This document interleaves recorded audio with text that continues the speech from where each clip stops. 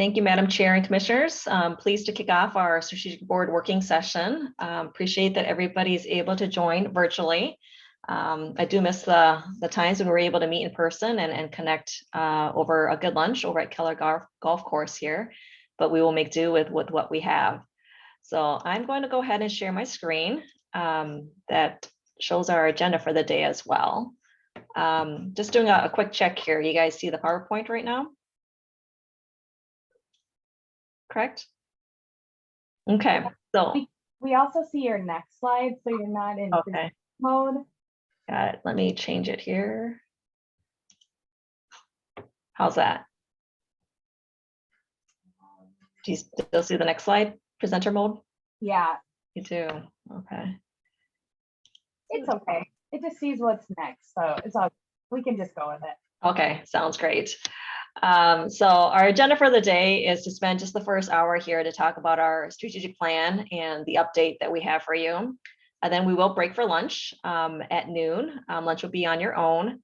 And then we will reconvene at 1 o'clock. And Madam Chair will lead that discussion along with our county manager, and Deputy County Manager Kathy Hadeen will be joining us as well, since this priority has a significant impact in her service team. We will end with reaffirming our vision, mission, and goals, and we will adjourn for the day. So just to highlight our vision for our 2020 strategic priorities. So just a little bit of history of definitions of what strategic priorities are. They are demonstrative of our long-term strategic investments for our county to achieve our goals. They represent what we have determined as critical in reaching our vision, mission, goals, and our values. It involves key coordination of leaders, service teams, departments, stakeholders, and community to make this impact. We've been very intentional to try to connect it to high-level measurable outcomes and ensure its impact through our community indicators and our performance measures as well. This also represents where we as an organization look at innovation, risk, and courageous leadership, and through investing in new projects, which will achieve outcomes in transformational ways. It allows us to learn what we've done well, where we failed, and where we need to adjust and adapt and make adjustments as we go. Keep in mind that long-term means around 5 years. So thinking that we will achieve these priorities within a year or less is not realistic. And I want to take you into a journey of kind of our past priorities since 2016. So starting in 2016, this was our strategic priorities for the year. We focused on TARP, obviously was a huge part of our highlight there. We called out procurement as an area that we wanted to work on. Community engagement was uplifted during this time. And we started the conversation around accessible and welcoming service delivery. As we evolved to 2017, we added much more into that area. We added risk management and investments in that space. We called out health and well-being at the center of decision-making. We brought up the continuum of care for youth and the importance of looking at the journey of our youth from 0 to 24 and the impacts that they have in their areas where they touch our county systems. We launched Stability Starts with a Place to Call Home. We called out economic development to build prosperity. We also called in data integration to promote successful outcomes for young people. We uplifted integrated approach to behavioral health and justice. And we also, our open accessible public data, which launched our open data portal, was also called out here. And finally, this is where we centralized communications. We believe that a countywide communication strategies and resources was necessary to shift and change our organization. So 2017 was a big year in terms of adding many new initiatives and priorities to the list. Then we moved on to 2018, and we obviously reflected a lot from what's happened in the past there. Some key notes in 2018 is we shift from the word procurement to expanding contract opportunities for diverse businesses. We called out advancing racial and health equity, knowing that health has impacts racially and vice versa. We can't talk about racial equity without seeing the impacts to our community health and well-being as well. And that was really huge for us to be able to call that out. Many public sector and jurisdictions weren't ready to even say the word race equity at that time. And I'm very proud of Ramsey County being a leader in that space. And finally, this is where the year where we introduced residents first. We talked about it through effective and efficient operations that put residents first. And as we say to this day, residents at the forefront in everything we do. So again, reflecting to 2018, this is where we brought this verbiage and this terminology in. Going into 2019, we became more refined and scoped in what we were doing. We wanted to be intentional with leading with residents first and leading with that value as well. So we switched it to lead with that and that priority. We included the word wellness in advancing integrated approach to health, wellness, and justice. We knew that this wasn't just, we didn't want to lead in the safety and justice world, but we also want to integrate our health and wellness departments and service team in this space as well. And we shifted from advancing holistic approach to strengthen youth and families to just simply ensuring that we were using a multi-generational approach in how we were looking at our community. This was really important for us at this time to bring that lens of first it was 2-gen, then it evolved into multi-generational families, knowing that many of our residents and communities live with multiple elders and children and unique family structures in their homes. So fast forward to the last 2 years, the year of our pandemic and ongoing pandemic, I should say, we added a new priority, and we did this in January of 2020, not knowing what was going to come, right, in March of that year. And that was resilience, building capacity to respond, adapt, and thrive under changing conditions. The pandemic, the murder of George Floyd, everything that's happened in the last 18 months to 2 years was really a case study of all that we've done here. That was our new priority for that year. Again, we led with residents first. In our advancing racial and health equity priority, we uplifted the word shared community power.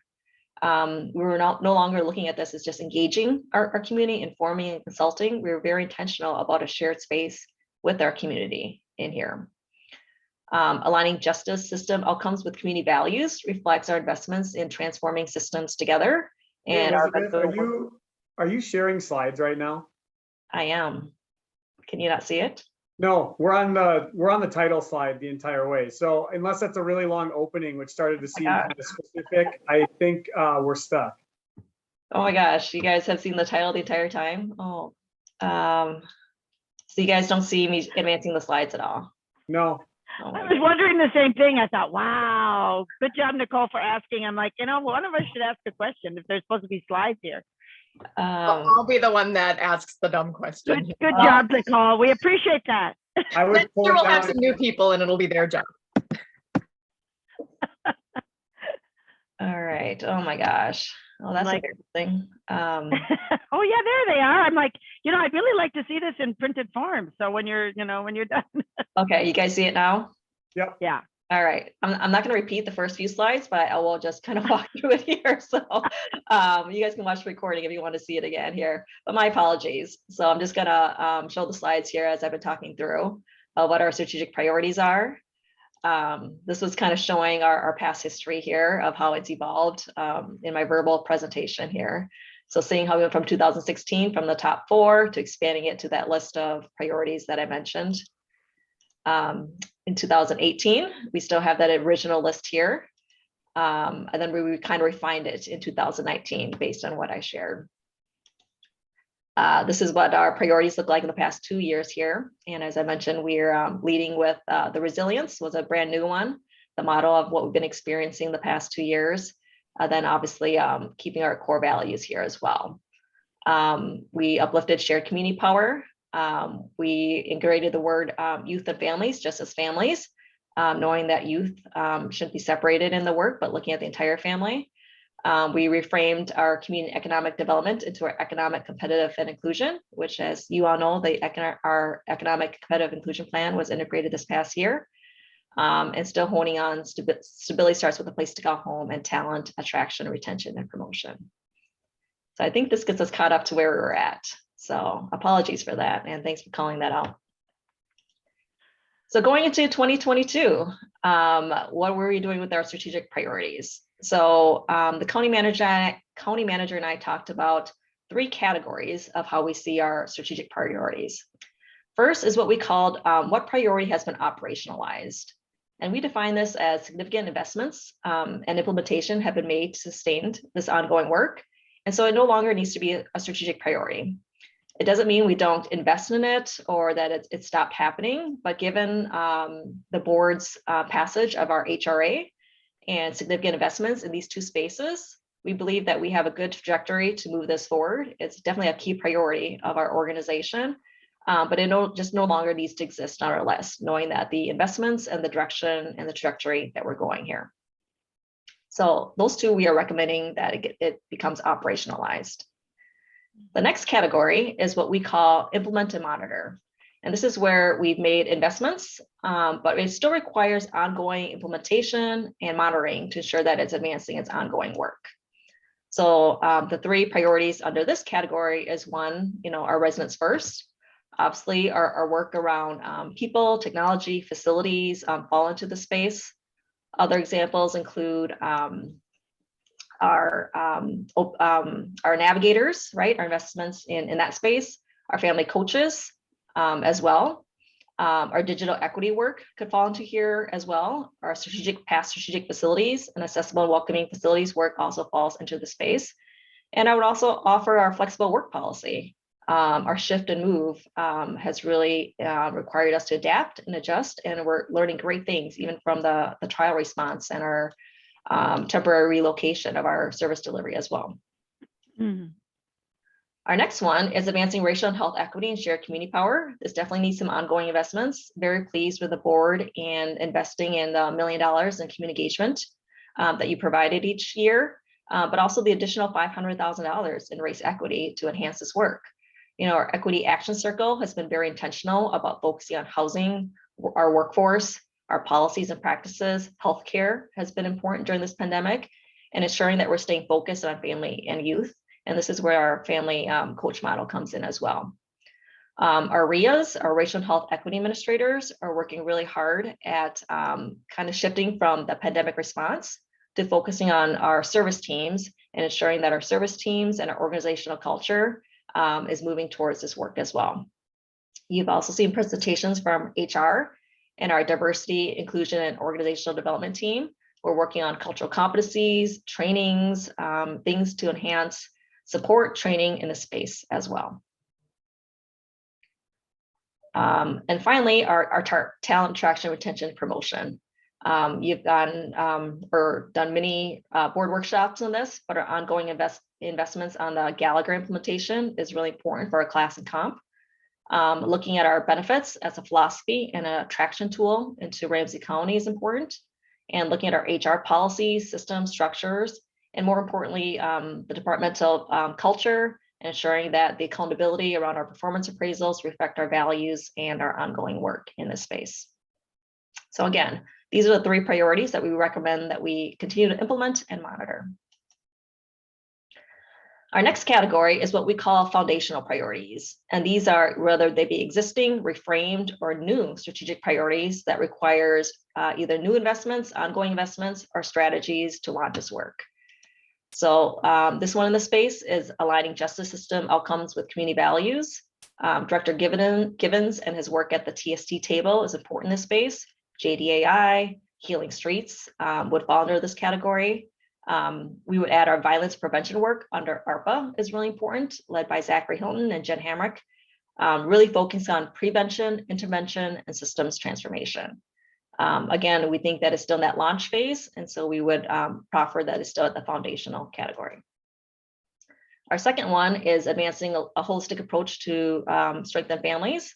Our early childhood care and education would fall in this space. What we learned through the pandemic, food and basic needs as well, but really focusing on those early investments and a multi-generational approach to looking at our families. Again, requires ongoing launch in this work. Our resilience priority, which we'll be doing a deeper dive later this afternoon, we are recommending that we focus and hone in on reframing this priority on building capacity for climate mitigation and promoting community resilience. Again, this is not a new priority. This last 2 years has been an ongoing case study of it. But just reframing and focusing on that climate mitigation is a really important direction that we're hoping to take this priority. And finally, we are proposing a new strategic priority in what we're calling intergenerational community wealth for racial and economic inclusion. And what's cool about this new strategic priority is not that it's really brand new. It actually integrates the work that we've been doing on our procurement and contracting work for diverse spend and businesses. Our economic inclusion plan will be infused in this priority, and our housing stability work will be infused in this as well to ensure things like home ownership, medium income, wages, just some great metrics that we can explore in this space. But again, sustaining and continuing that ongoing work. Elizabeth, before you leave that, as you go to the next slide, which is fine to do, I want to actually pause on that and underscore it even a little bit more. It's 3 previous strategic priorities have hit a level of maturity where we now see an opportunity under the board's broader vision to bring them together in a reframed and reformatted next push, which says, how do you integrate across systems in a way where it's not about just procurement, it's not about just the economic inclusion plan, et cetera. It's now, how do you leverage each of those tools in the right way? And this has been a really striking piece as we've gone through this iteration to come to today. I wanted to highlight for you all of a natural evolution of a plan in a way that I view as, hopefully you would agree, as a positive piece to what we see as work operationalizes. It highlights new areas and new gaps that continue to need focus. Thanks. Thank you, County Manager O'Connor. So in essence, what we're proposing is for 2022, we move from 8 strategic priorities down to 7, with the 3 in the implement and monitor stage, 3 in the foundational stage, or I'm sorry, 4 with 1 reframed and 1 brand new. As an exec team, we decided that our executive leaders should have a lead role in ensuring this work. We want to ensure that but they're working closely through cross-county teams, areas, service teams, and so forth to advance this work. But similar to our IMT structure, we kind of have a lead executive sponsor, kind of a backup, and a 3rd string quarterback here. But this requires investments, accountability, focus, and intentionality in advancing this work. So this is how it would look like, and the teams that we'd be working closely with. Excuse me? Excuse me? Yes. I wonder if you wouldn't mind going back to that prior slide. You're just giving us so much. I wanted to be sure that I saw the reframing of that 3rd in the resilience area. And thank you. Thank you very much. You're welcome, Commissioner Carter. And I would say we have time to wordsmith this. We're still in the narrative and writing stage, so this isn't set in stone yet. Mm-hmm. But we're working with a team to get the right language and the right narratives in each of these priorities. Speaking of communications and narratives, so we've been working closely with communications to reformat what our strategic plan looks like.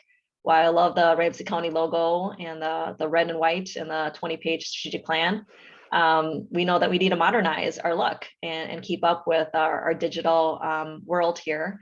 And so we're going to be integrating these 4 key areas in the narrative, why this is a priority, ensuring that race equity and shared power with communities applied. But we're adding these 2 new sections. One is to be more intentional about calling out our actions, strategies. And again, it's okay if we fail. It's okay if we don't achieve it, but if we don't call it out, we won't learn from it. And we want to be very specific on what we plan to implement and invest in going into this year. And then the 4th area is, how do we know we're successful? What are our outcomes? What are our measures? How are we evaluating work? One thing that we've learned through CARES and ARPA is the importance of evaluation. And so we really want to uplift the space, and having some dedicated resources and attention and accountability is really important for our community in this particular section. This is just a sample of what it may look like. Again, meeting with communications to make things more user-friendly. We've talked in the past about one-pagers, brochures, just how we promote our priorities is really important. I'm so proud that the commissioners, I could hear you guys recite our mission, vision, and goals during board meetings, during your presentations, as you meet with community. Is just, it's really rare to have leadership be able to have this memorized, and really proud of our talking point. And I will reiterate, I sit on so many interview panels at all levels. And to this day, our prospective applicants are looking at our vision, mission, our strategic plan, and they're reciting our goals in their interviews as well. Elizabeth, do you want to pause just a moment? Commissioner McDonough has his hand up. Yeah. Go ahead. Yep, Commissioner. thanks. Madam Chair, thank you. Elizabeth, can you go back a couple slides? Right here, right here. So number 4, outcomes and measures of success. I think this is a really important piece. I just wanted to pause here a little bit to ensure that we're really kind of setting the stage for open and honest evaluation, right? You talked about failure. We've talked about, failing fast, failing forward, all these things. And, failure is a very educational tool to help us define how we move forward, and we shouldn't be afraid of it. And that's a culture change in so many ways. But I just want to, and I've raised this throughout, the CARES evaluation. We're using outcomes or measures of success here. You did use the word evaluation a couple times in your, description of this. And I think we need to really hone in on this a little bit more about, the value of this this tool here, I guess I'll call it, and ensuring it's objective, it's honest and transparent, right?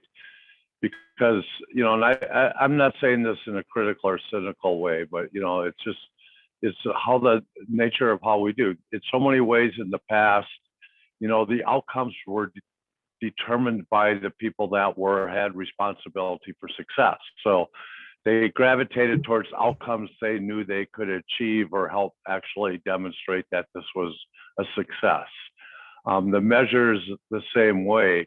Where I really feel that, we need to, how we can strengthen this is more outside eyes that come to this in partnership, really, focusing in on trying to hone in partnership about what those outcomes should be and what those measures should be.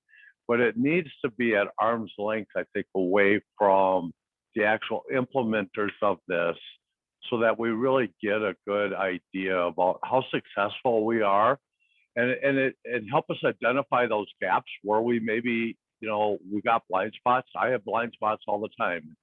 And we sometimes it's hard to find the blind spots if we're responsible for the outcomes or determining what the outcomes are. And we're also responsible for the process of measuring the success. Thanks, Madam Chair. Yeah, thank you, Commissioner McDonough. I think you raised really good points and a constant reminder. Thank you. Oh, thank you, Commissioner McDonough. And if I could respond to that, I agree wholeheartedly. I think this is where we learned, and I would say our community, through what we've been hearing from community, they want to see the accountability piece here. And what the metrics that they want to hold us accountable is very different, to your point about the implementers, because oftentimes we're seeing this as a reflection of our performance. And if it's a reflection of our performance, we want to do what's easy or quick or a check the box type of thing. So being constantly challenged in that space, being permission to take risk and to be courageous and to try different things. And if it works, great. And we're progressing, that's wonderful. But it's okay to fail too. And it's okay to adjust and adapt as we go. But I think calling out those evaluating and constant monitoring and ensuring that we're in collaboration with community and other stakeholders of what they want us to be held accountable to will be really important in this process and in our supplemental budget process as well. Right. Yeah. Madam Chair, if I could just really quick. Sure. Thank you.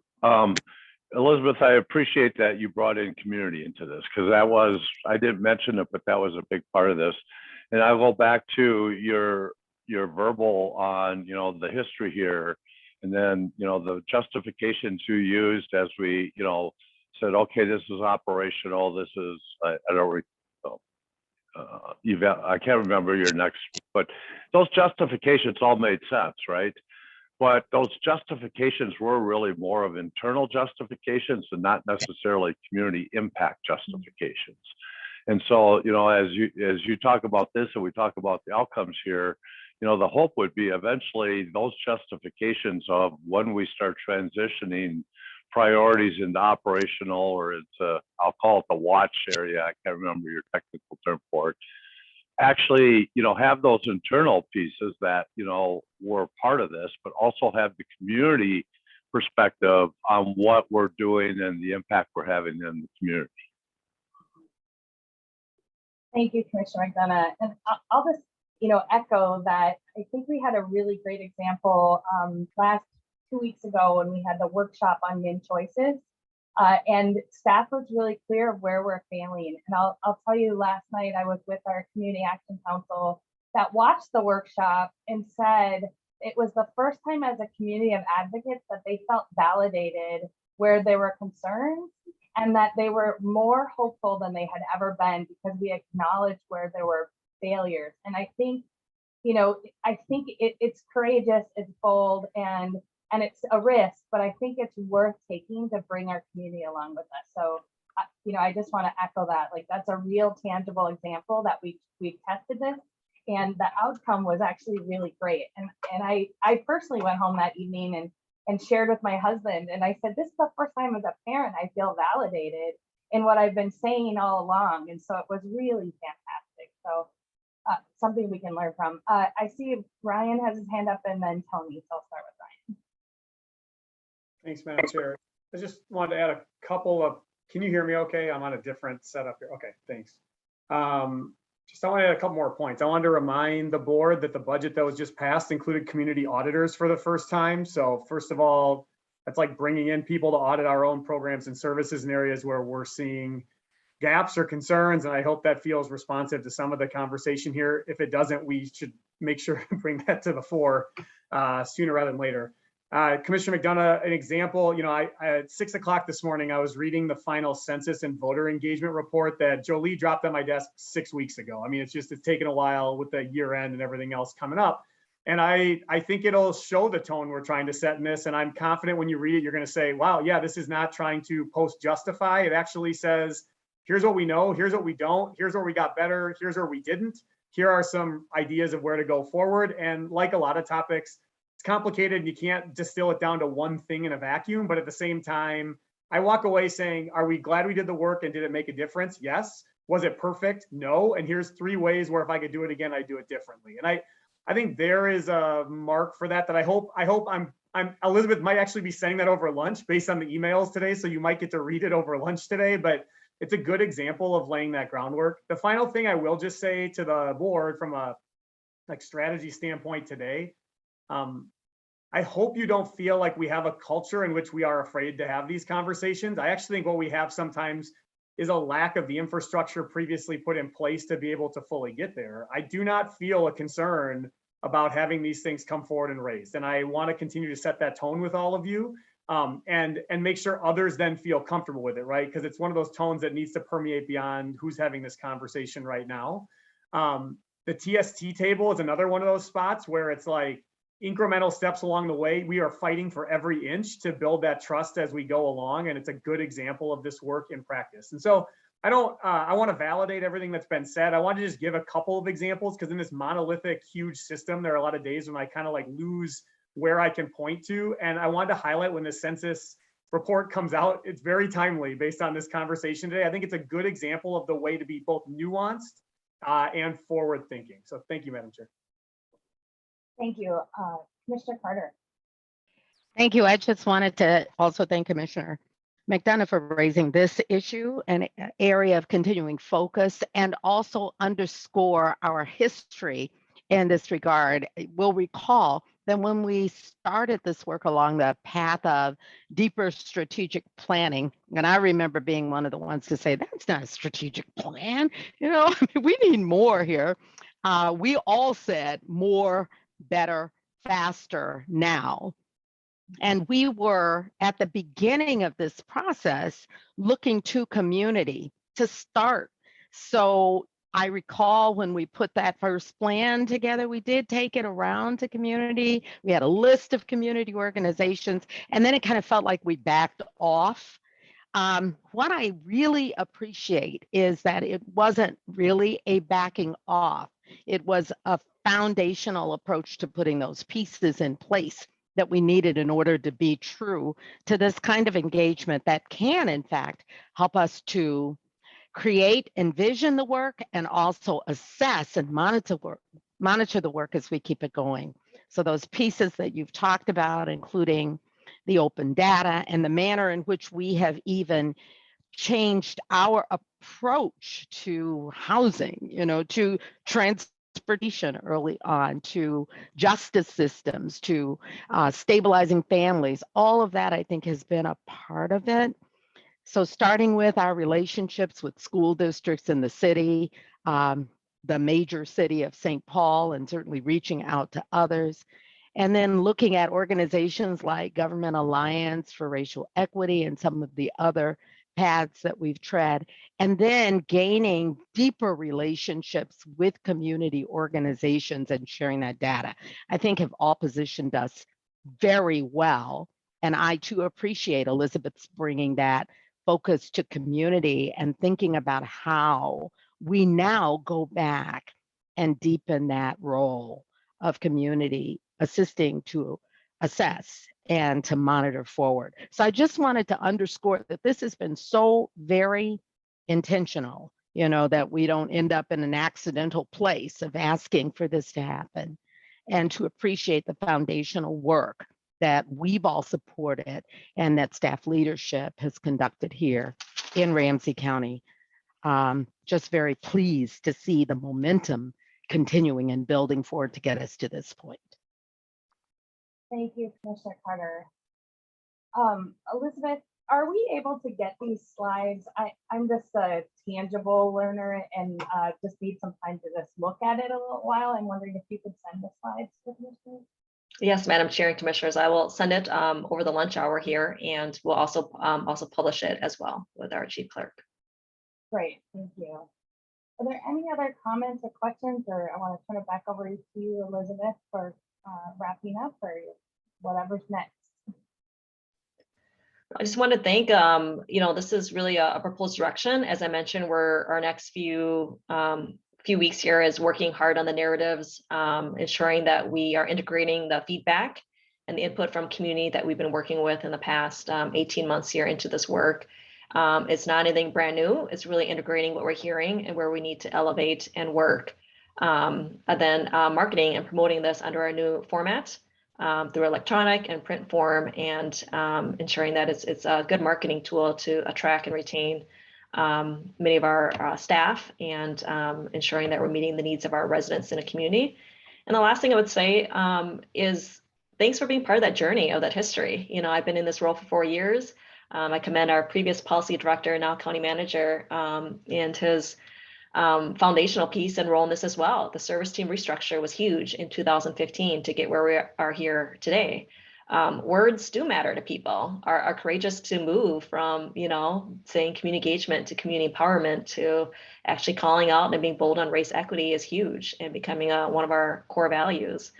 And this work has to survive each one of us here, from our electeds to our leaders. Like, we're very intentional. This isn't about somebody's initiative. It really has to survive for the next generation of leaders, and staff in our community as well. And you'll see in the last 5 years, you'll see that evolvement and continued evolvement and adjustments and learning as we go. And with that, Ryan, did you want to add anything to that? I'll just, if I could, Madam Chair, add a few wraps, and then we can listen. To the point Commissioner McDonough raised first, and then a number of you also agreed on about I think we need to be just as critical of the overall tool as what the tool has within it, quite candidly, which is a slightly different way to think about it. But I think a lot about, I love that Elizabeth tied into the history a little bit. When we created this tool, we were a different organization at a different place, in a different spot in terms of where we were at. And so I just want to acknowledge out loud, I think a lot about, do we need to have a conversation about, is the tool the right one? Is it the right tool for continuing to organize us and move us forward alongside our vision, mission, goals, alongside the implementation strategies, alongside the service teams? And as Elizabeth and I started to look at where, she worked across the organization, she brought in some of this work here, we met with the chair to prep for today, it was clear to me that this tool remains relevant. And that was tested during COVID in some different ways. But had we not had laid the foundation, we wouldn't have built research. We wouldn't have thought about an integrated response the way that we did. We would not have had the EAC, which brought 125 recommendations, many of them critical, into our work. And one of the most exciting things last week was walking through the ones that are being implemented across this org and building that trust with community. And so I do just want to reassert that this tool, from where I sit, and I think I speak for Elizabeth from where she sits, and across our executive team and below, like it remains an important, relevant implementing tool for our organization and a galvanizing force around some of what we care about. It always feels big and audacious, and that's hard to balance with the macro community trends that require more. I'll use affordable housing as the example. You know, us plus St. Paul can build 1,000 units. We need 15,000. Does that mean we shouldn't have this tool? No, I think it means we need it. And then we need to do things like leverage the COC like we are and push the federal government, et cetera, et cetera. It's helped us clarify where we are. So I just wanted to share that thought about like wanting to be honest with you all about, does this tool feel good? It does, as long as we're updating it annually. It does, as long as we're not afraid to keep making changes to it. And I appreciate you letting me share that with you today. Thank you, Ryan. Commissioner McGuire. Thanks, Madam Chair. And I love this kind of work. I love strategic planning. I like that we get together yearly to talk about this. And so I have, so I just have a couple of observations and maybe a couple of questions. And Ryan, when you talked about the tool, so can you just make sure that I'm thinking about the tool? Like what is the tool that you're Sure. talking about? So can you, just so I'm in the right frame of mind with this. No, Madam Chair, Commissioner McGuire, good question. And maybe that's my own technical speak from being too close to this now for almost a decade. So to me, there's the vision, mission, goals as established by the board, a strategic direction. And then this has always been what we call our strategic plan, and it is strategic by all means, but it's also the underpinnings of an implementation plan. And I would technically call it the strategic implementation plan. Yeah. I view that as a tool to get to what the board has established as the vision, mission, goals, alongside the budget, alongside departmental plans, alongside many other things. This is one of your largest, this is like the driver in the golf bag in many ways, alongside the many other clubs you carry around. Thanks. That's helpful, because as I'm sitting here thinking, you know, we all do strategic planning, and I'm one of the rare ones that actually likes it. But usually you go through this process of, mixing and merging, and you come up with these plans. But what we've just heard from Elizabeth is this great plan. So we didn't have to come up with it. We get to affirm it. We get to say, yes, that's exactly what we mean to get our work done. And I like that you affirmed just now, Ryan, that this is a strategic implementation plan, because that's really appropriate, that we have these, we still continue to have our vision, mission, and goals. And I think we just probably need to say that we all still affirm that, because then that's where we're starting. So this is good. We're not revisiting vision, mission, and goals, because I think every so often you probably should be a little more deliberate about that. I think we're not doing that this year. But, in a couple of years, we might want to just at least acknowledge that those are them. And if we need to rethink how we're doing it, then we do that. So this is more of an implementation. So that makes more sense than that we're presented with, here's how we're going to continue to do our vision, mission, and goals. And I'm actually okay. I'm great with all of this, because I actually think it is all the right direction. And I'm so grateful for all the work we are doing. And I think, it's all getting us where we want to be. So I just feel like I needed to sort of say that for my own benefit, because that's what, your own expectations when you're doing a strategic plan is you think, well, we're going to revisit some of these things, and we're just not doing that. And I'm okay with that. I do have a question about the reframed priority on resiliency. So I don't know if we could go to that slide, because I would be more articulate if I could look at the wording of it again. But and I think that is what we're going to talk about this afternoon. So you can just say, we don't even need to go there here, but it's reframing it to be mostly about climate change and in our resiliency. And do we feel like we've handled resiliency in all other areas is my question. And if we're going to do that this afternoon, you can just say, we're doing that this afternoon. But I know we're doing climate change this afternoon, and I'm grateful that we're doing that. But I'm just wondering about any other parts of resiliency. Yeah, I think we're going to wrestle with that a little bit. Okay. And really Okay. thinking through how they're intertwined and they can't be separated, right? And that you can't get a picture of how do you measure it without addressing it. So we're going to wrestle with that more this afternoon. Okay. Thanks. Yeah, I just wanted to know that, I wanted to affirm that that was what we were going to do. Thanks. Any other comments or questions? All right, and so we're gonna take a lunch break.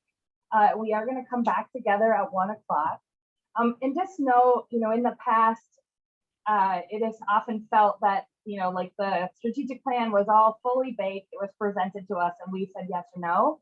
That is not the case here in this initiative around resiliency and climate change. It is not fully baked. It is truly a conversation because we really value your all thought, because you're thought leaders in this area. You have thoughts about it, you have knowledge about it, you have expertise. And so we are actually going to do a real strategic planning session this afternoon around this topic area, so that it is coming from us out in our information as well. So it is truly something that will be more engaged and not something that staff is telling us what our strategic plan is. So it's a little bit different and shift because I think it's really important that we all build this together. So Elizabeth, do you have any other comments before we break for lunch? I do not. Ryan, did you want to conclude with anything? No, I'm good. Okay, so we're going to break for lunch. We're coming back on this link. So you can either log out and come in, but we had some technical difficulties, or you could just turn your camera and mics off and leave it run. That's fine. Elizabeth will stop recording and restart when we come back together. Okay, so we'll see you at 1 o'clock.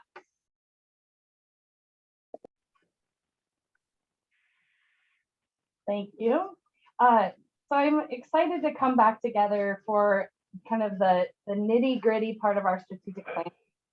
And I just want to walk back one of the comments I made, because I don't think it came across quite the right way, the way I meant it anyway in the earlier session about, where we are here. My goal was really to encourage everyone to be ready to work on this issue around climate and community resiliency, and that it being different in that oftentimes when we do strategic planning, it's both from the top down, but also from the grassroots to the bottom up. And over the past several years, our staff, our community have helped us drive our strategic planning. And I think in this area, we have wide level support from staff and community, but because climate is so big and oftentimes can feel like it's too big of a task, that they really wanted us to, as a board, to wrestle with us a little bit and hear our thoughts and ideas of where we want to go as far as community resiliency and climate. And Elizabeth sent the slides earlier, and I just want to go back and visit how this is currently written. And again, it's written in a draft form for this topic area. I can open it. It said, so we're changing from resilience, building capacity to respond, adapt, and thrive under changing conditions. And I think that piece that we said, changing conditions, was a kind of a nod to, we don't quite know how to wrestle with climate yet, but we acknowledge there's a change and lots of things going on. Not to mention, of course, all the other changing conditions too, but climate. And Mary Jo, this goes to your question. It's not going away. We're not talking about resiliency. We're just clarifying what we mean in this next phase, which is building capacity for climate mitigation and promote community resiliency. So the resilience is still there. It's still a work in progress. It's not deleted. It's not in a, we've completed this section, but it's really about honing in what exactly is this strategic priority and what do we mean by it, and putting it into buckets that we can then turn into a work plan, a plan of action. I think what's really important, and I know many of you have said this, and I feel like every time I say it, I hear Jim McDonough in my ear. So you have rubbed off on me, Jim, in a good way, about it has to be actionable and measurable, and we have to be accountable as we think about our strategic plans and priorities. And so putting that as a framework of what does this mean about climate resiliency and mitigation. I also truly believe that this is building on our other strategic priorities around racial because we have seen already, whether it's through heat maps, whether it's through air quality in areas like the 94 corridor or 35E corridor, or where we put transit, all of those impacts to our climate also play a huge factor around our health equities, which is one of our goals, as well as racial equities, because they're often in areas of concentrated poverty or concentration of ethnic minorities that don't have the same means to be resilient as our climate changes. And so to me, this is a building on, it's not a change in direction. It really is the next step. And so that being said, we don't have a strategic framework yet, and that's the goal for all of us to really wrestle with what does that look like. So we've invited Kathy to join us as our expert in human services and public health, and you saw all the other things she's working on around advancing racial and health equity and in other areas of the county to join us. Typically, we don't have staff in this part, but that's why Kathy is here with us. So I wanted you all to feel comfortable there, as well as really thinking about how we do this work. And so Kathy, Elizabeth, Ryan will be listening and joining the conversation as well, but really to think about, they want to hear where we want to go. And so I'm gonna start, and I know we're gonna go around. Everyone is gonna have a chance to talk. I'm gonna start with Commissioner Reinhardt, and as we all know, Commissioner Reinhardt has been waiting for this opportunity for like 30 years or more, and so she's really excited. She has pre-worked, she's done her homework, she comes in with extra credit already. So we're gonna start with Commissioner Reinhardt. Thank you, Madam Chair. Yes, I am very excited about this. And because I know that I could talk about this on and on and on, I decided to put some words on paper so that I would just get to the point. But I do want to say one thing about the comment earlier about the resilience. Because I am one of the vice chairs of the Resilient Counties Initiative, this is the way Trista explained this and how it deals with resilience and climate change is exactly where NACO is on this as well. So they're intertwined instead of trying to separate them. So I will read what I have written here and probably go off script just a little bit once in a while. So I really am excited about Chair Montes-Castillo taking on the issue of developing and implementing a climate change action plan. And to me, the word action is what is really important here, and talking about measurable. The Nature Conservancy Climate Change Facts is a guide to information at hand about the urgent challenge of climate change. First published in 2018, it was recently updated in October of 2021. And I pulled information from the Nature Conservancy Guide and from a variety of documents published by the Environmental Protection Agency under the Biden-Harris administration. They have really stepped up their game on this. As we all know, there is a plethora of information regarding climate change at our fingertips. There are many different perspectives on what or who is causing the average temperature of the Earth's atmosphere to rise and what can be done about it. And there are those who want to deny climate change altogether. Realistically, however, there is no denying that we are experiencing hotter summers, rising ocean temperatures, melting polar ice, and increased storm activity.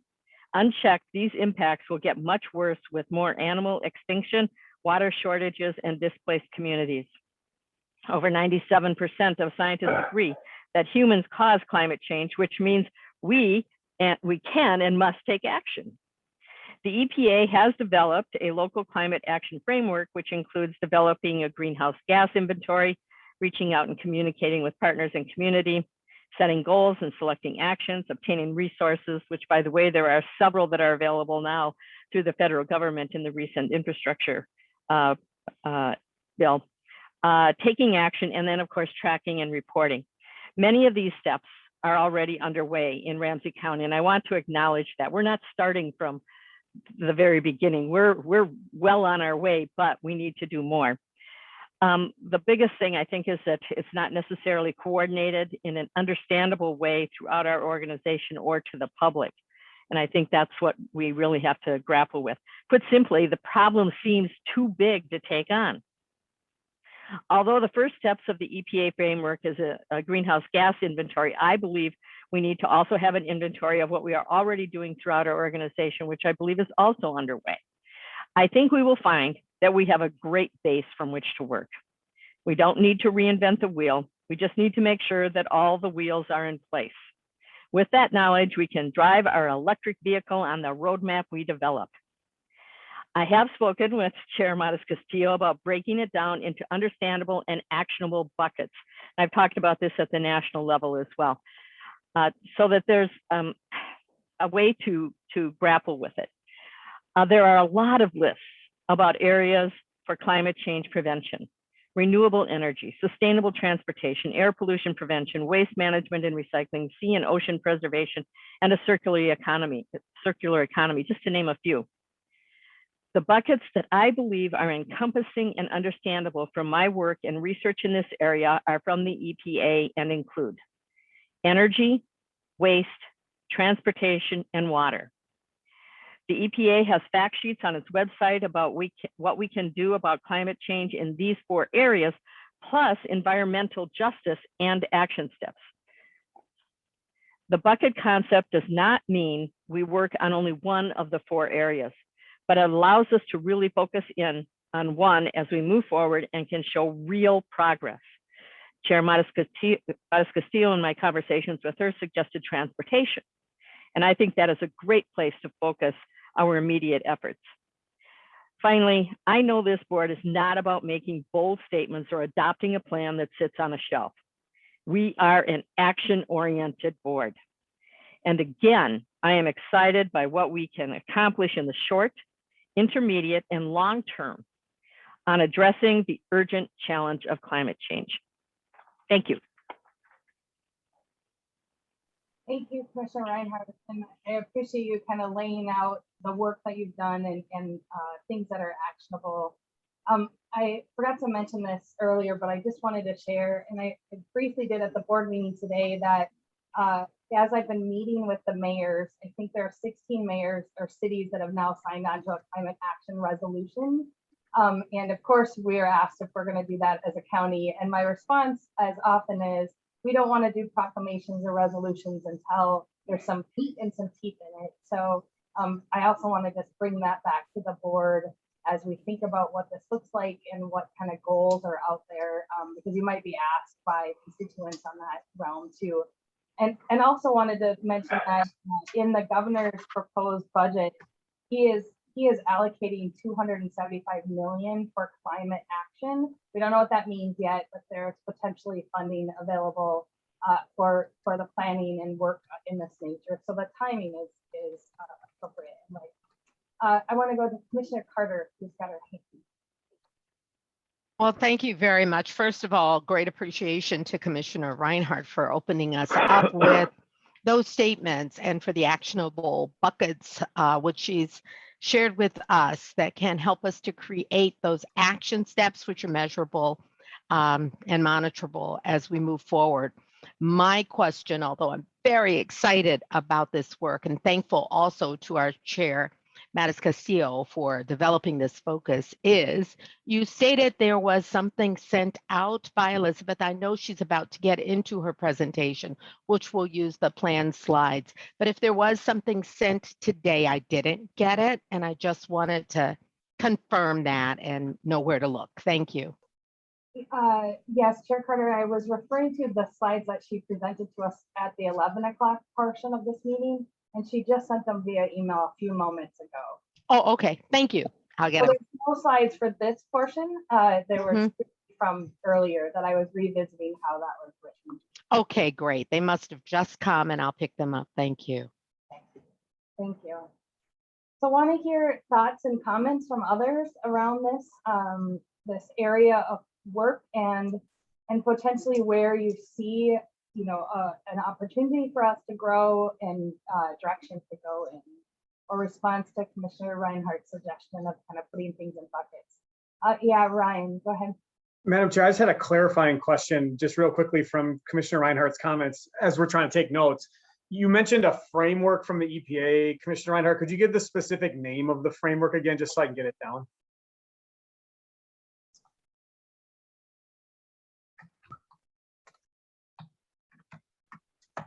Turn off mute would be good.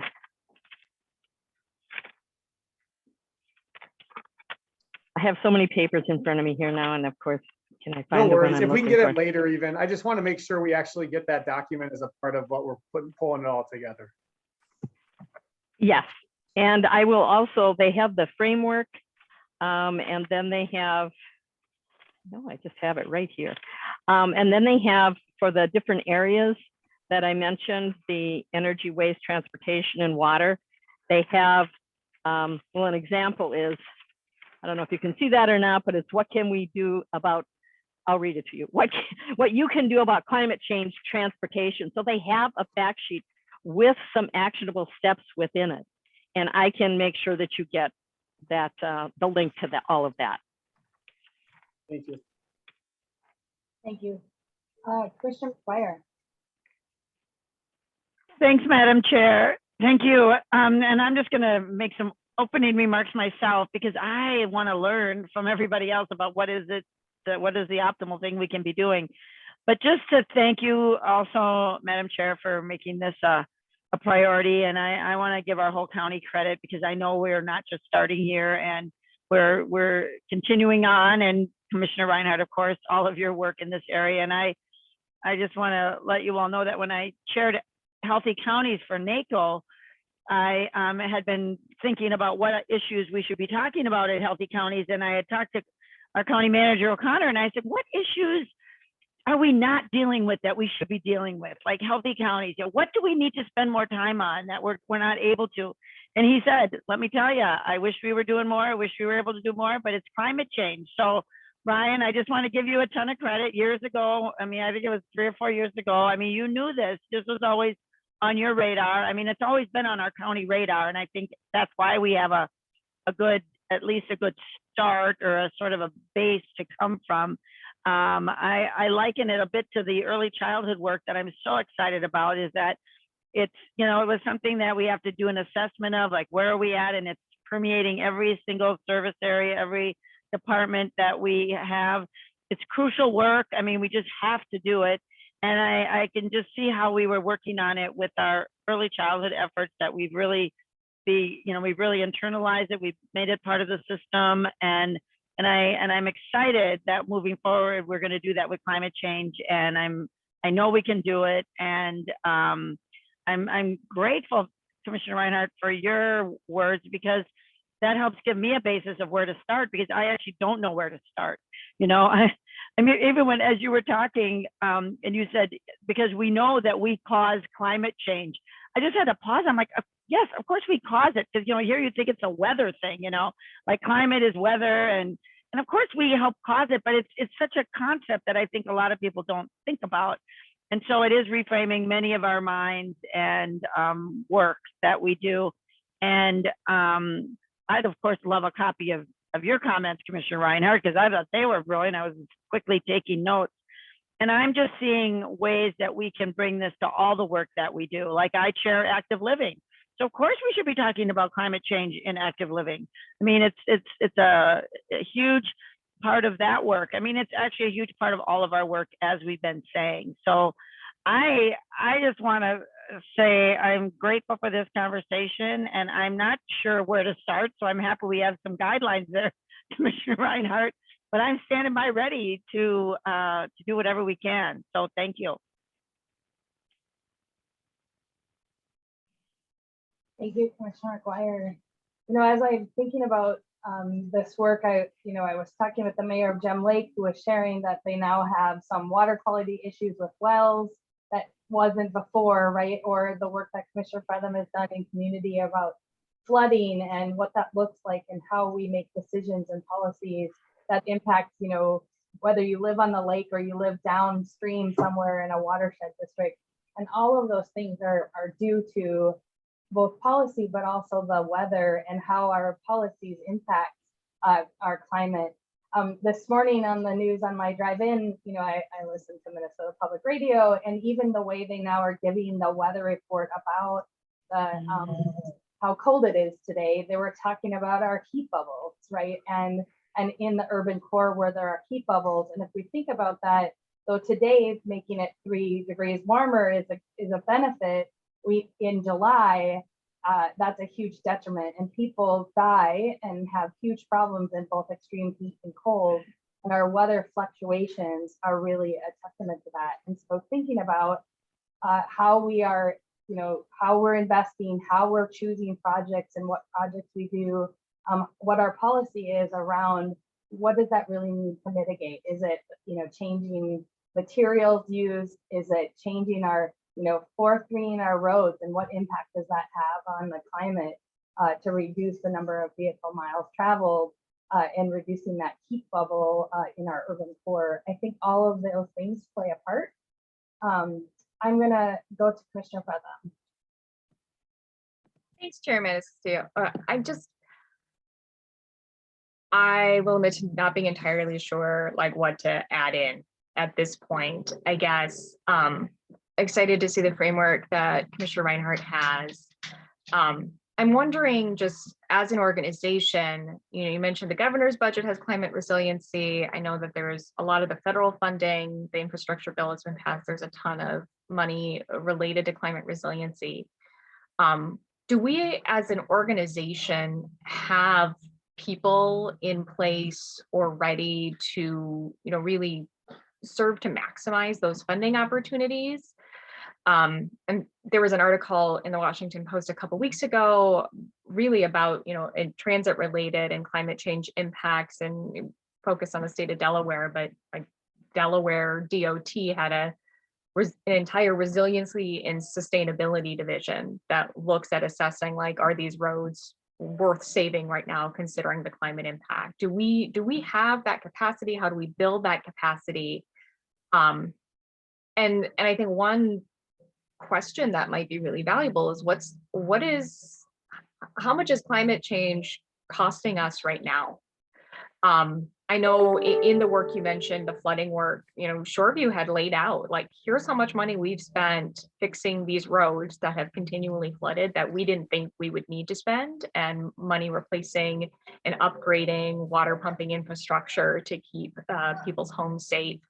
So they had some idea about, like, just that one little nugget of how climate change was impacting them. And is this an opportunity to partner with some, we've got universities, we've got the Humphrey School, like, does someone want to help us what a great school project for someone.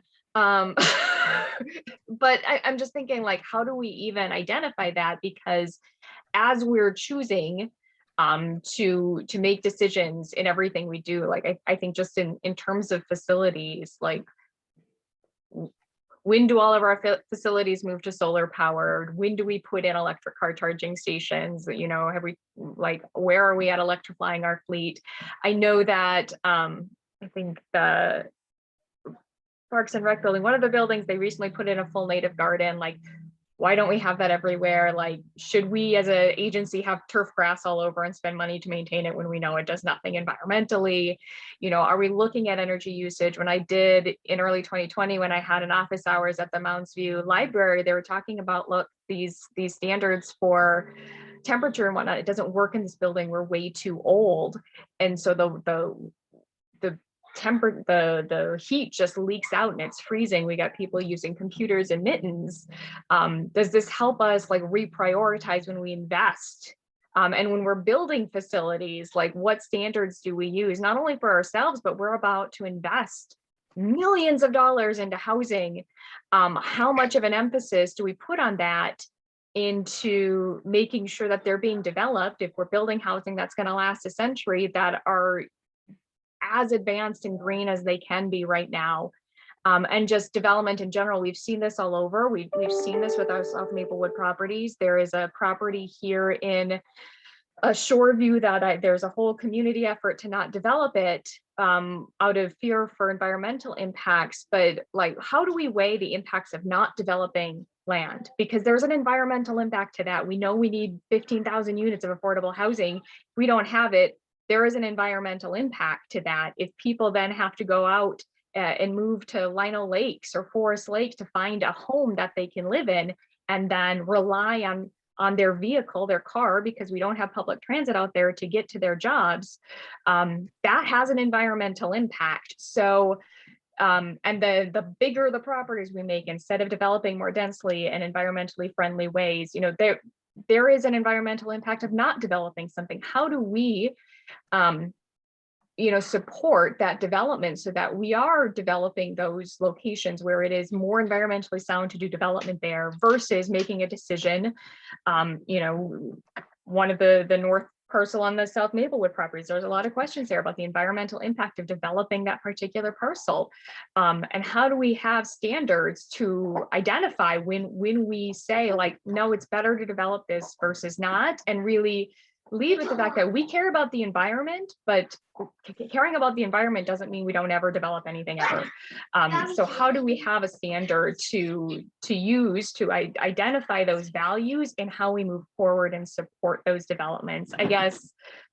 And I think in all of this, these are all the things going through my head right now is, what is our capacity to do any of this, and what does it take to get us capacity on that? And knowing that we have been really lean with our budget and really focusing people on how do we generate revenue. I mean, this is an opportunity to think about that. We know there's a lot of funding available for resiliency efforts. We know that investing in some of these will create income or save us money. So who do we have that can do that, or how do we get someone into a position like this to focus on resiliency and sustainability? There you go. That was just my brain dump for you all. I'm sure that was helpful. Oh, and you're still muted, so. I really appreciate, I'm gonna let others respond too. I'll just say, you, like Jeopardy, you framed it all in the form of questions, but I think those are exactly the policy things that we need to wrestle with to answer those questions. So I think when you said, I don't know what to add, you just added a lot to the conversation. So I appreciate that. Ryan, I saw you come off mute. I think you wanted to respond quickly to a part of those questions, and then I'm going to get to Victoria and Jim. Yeah, Madam Chair, I'll leave most of the questions for now to stand as the questions that we should work through and answer as we go forward, as you said. On the capacity side, I'll just say, you can always, you know, capacity can fill whatever size tank you have. However, I think the question of prioritization within existing capacity also matters. And to do some of the things you said, you don't need more capacity. You need to change what you prioritize and how you decide to prioritize it. And so it's a mix of both. We're not at a spot to talk about the capacity building today. It will be soon. The deputy and I, who were having a conversation earlier, but we're close to being able to announce something around a particular focus area. And so like, we'll pass on that for now, but soon to come, more to come there. But I do think there's a lot we can do with what already exists within our organization too. Yeah, thank you. Commissioner Reinhardt and then Commissioner McDonough. Thanks. I just wanted to, and I think it was, I'm trying to get back to my email here. I think it was Kathy that you sent and asked me the question about the EPA framework. And yes, she did find the document. And unfortunately, what I did was I had all this information and I pulled different things from different documents. So the actual framework is in the document that Kathy can forward to all of you. There is another document that is specifically about what you can do, and that's not in, it's included, but it's not as detailed in this report. So I'll get that to you as well. But the only thing that I wanted to add to that beautiful brain dump, as you called it, I mean, so many things and so many questions and where it can lead us. That's really what I see, what I garnered from what you had said. One of the things I wanted to note was that there is a lot of help from NACO on the funding that's available. So our staff will be able to, for the federal funds, there's a lot of money, especially when I look at the National Recycling Strategy. And I can forward that to you as well. In fact, I will forward that to you. But that's simply on one little area of it. And the amount of money that was included in the infrastructure bill is pretty amazing. We really need to make sure that we're combing through that as far as any potential for funding on things that we thought we couldn't probably do right now that maybe we can. Thank you, Commissioner Reinhardt. Commissioner McDonough.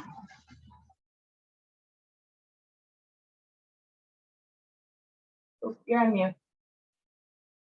I'll weigh in a little bit here. I'm just really trying to wrap my head around all this, right? And I think some of the difficulties of us here is that prioritization and really trying to huddle down, right? Because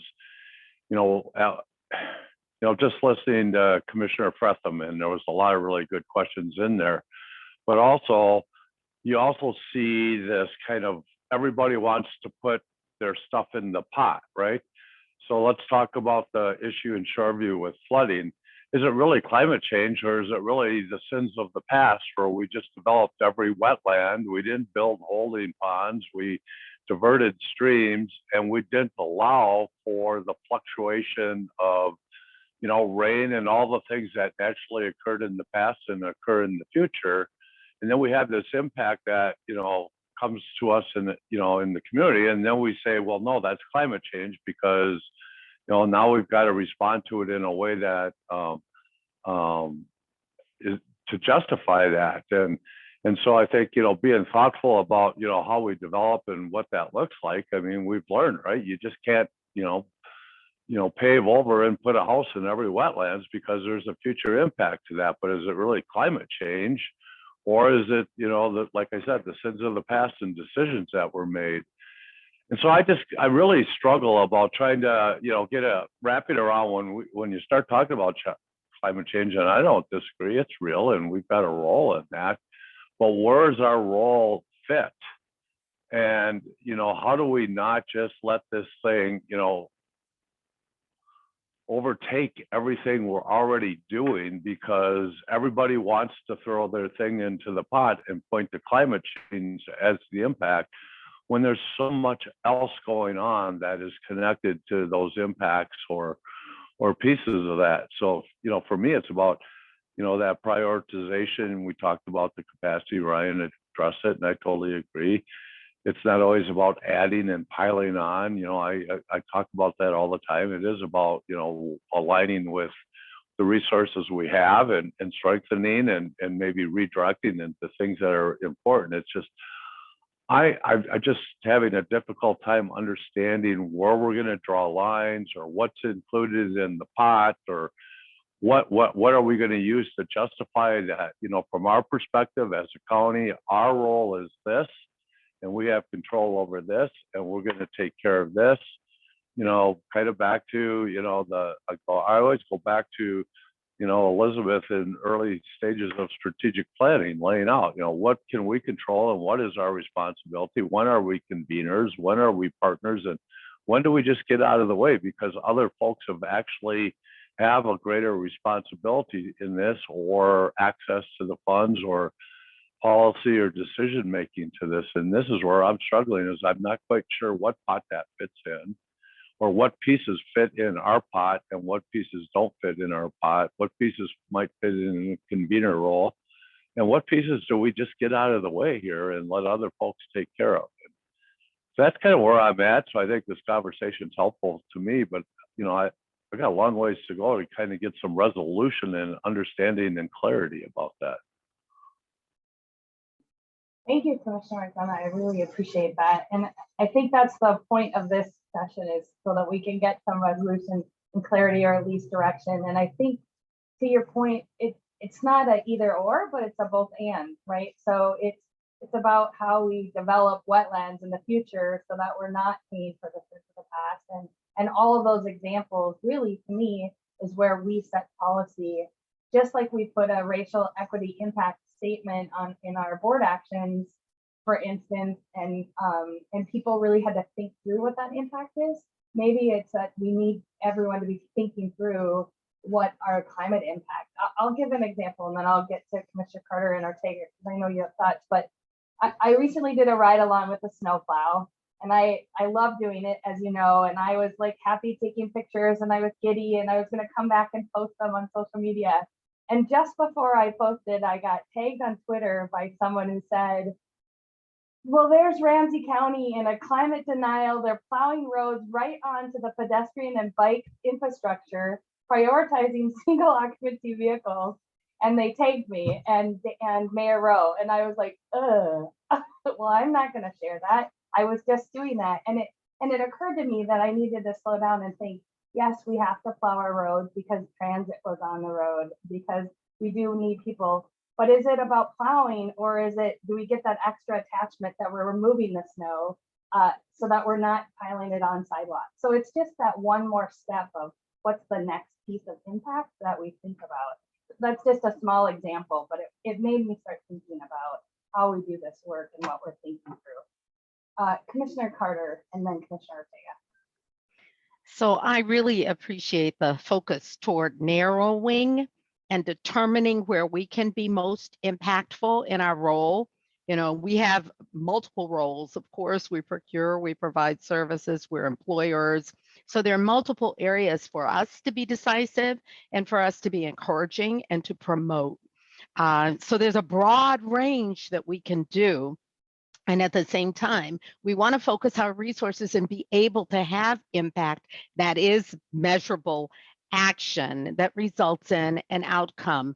I would say that, you know, just as we have to think about the broad policies, we have to think about our broad roles before we narrow. So I want to do that, but I want to do it from the perspective of what we can do today, what will have most influence, you know, what we have resources for, and then look toward the future, as you have said, Commissioner Matas-Castillo, to know how we can also pace out the continuum of work that we can do for climate change, or I should say to limit climate change. In fact, what our goals are is very important for us to pin down as we move forward. But I just wanted to make that statement because I encourage us to be as impactful in our decisions as we possibly can be, but at the same time to not ignore, you know, and pretend that what we are doing is everything, because we know we can't. We know that's going to be a continuum and a progression of work. Thank you, Commissioner Carter. Commissioner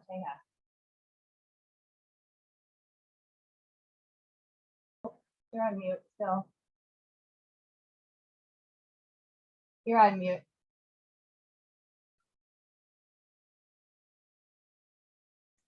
Okay, There you thank go. you, Madam Chair. My thoughts are similar. You know, I say aye to everything everybody said. So that's the whole bag, right? And Jim and Tony, I came here thinking that we would, at least maybe I was influenced by the previous discussion before we went to lunch.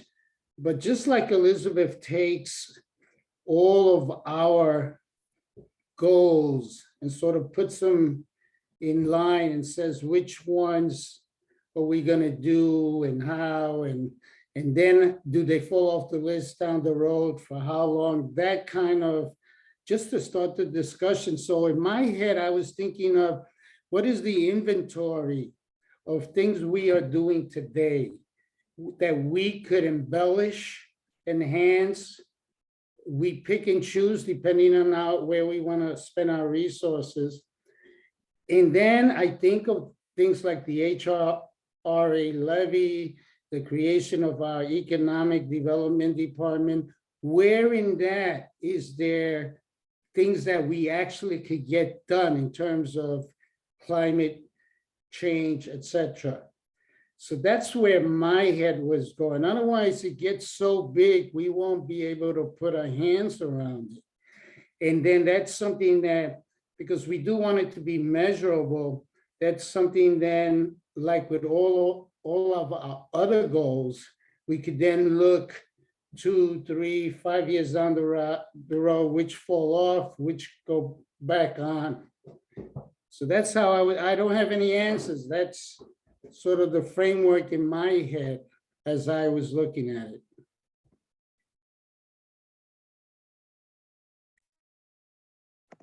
Commissioner, you're on mute.